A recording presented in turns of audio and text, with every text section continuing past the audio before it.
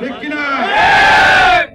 5ই August পূর্ববর্তী আমরা রাজপথে আন্দোলন করেছি, রক্ত দিয়েছি, জেল জুলুম নির্যাতন সহ্য করেছি, অনেক মায়ের মুখ খালি হয়েছে, অনেক ভাই এখনো হাসপাতালে কাতরাচ্ছে।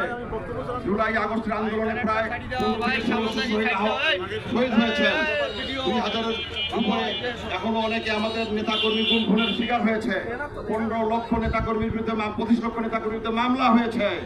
তাহলে এই যে আন্দোলন, এই সংগ্রাম, আমরা যে অত্যাচার নিপীড়ন আমরা সহ্য করেছি, আমরা রাজপথে থেকেছি, ফ্যাসিস্ট সরকারের পতনের জন্য সারা বাংলার ছাত্র জনতাকে নিয়ে যেভাবে আমরা রাজপথে কাজ করেছি, এই আনন্দ, এই বিজয় কাদের? অবশ্যই এই বিজয় আমাদের, আমরা যারা রক্ত দিয়েছি। আমি সমাবেশ এবং বন্ধুগণ কথা বেশি বাড়াতে চাবো না, যেহেতু পথসভা হচ্ছে। একটি কথা বলতে চাই, গত 15টি বৎসর বিএনপি সহ মুক্তিকামী জনতা যে আন্দোলন সংগ্রামের মধ্য দিয়ে, যে রক্তের বিনিময়ে গুম খুম জেল নির্যাতন জুলুমের মধ্য দিয়ে, ফেসিবাদের মধ্য দিয়ে,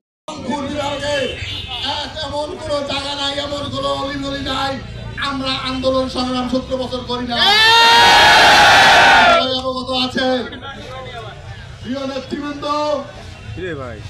বক্তব্য দীর্ঘায়িত করবো না, আমাদের প্রমাণ আপনাদের স্বচক্ষে দেখা। আমরা আছি রাজপথে।